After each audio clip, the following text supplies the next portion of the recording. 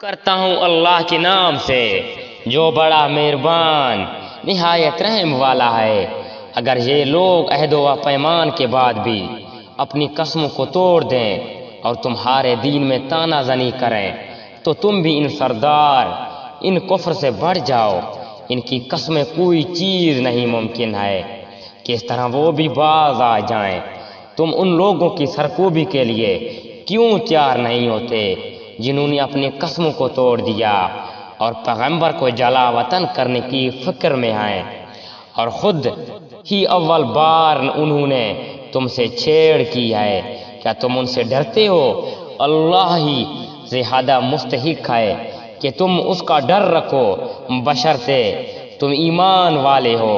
ان سے تم جنگ کرو، اللہ تعالیٰ انہیں تمہارے ہاتھوں سے عذاب دے گا، انہیں ذلیل و رسوا کرے گا، تمہیں ان پر مدد دے گا اور مسلمانوں کے کلیجے ٹھنڈے کرے گا اور ان کے دل کا غم و غصہ دور کرے گا، اور وہ جس کی طرف چاہتا ہے رحمت سے توجہ فرماتا ہے۔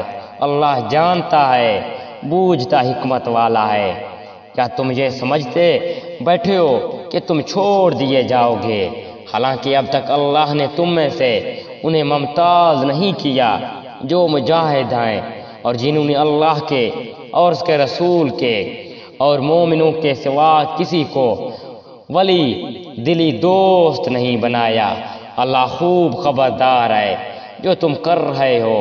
لائق نہیں کہ مشرک اللہ تعالیٰ کی مسجدوں کو آباد کریں، دراں حال یہ کہ وہ خود اپنے کفر کے آپ ہی گواہ ہیں۔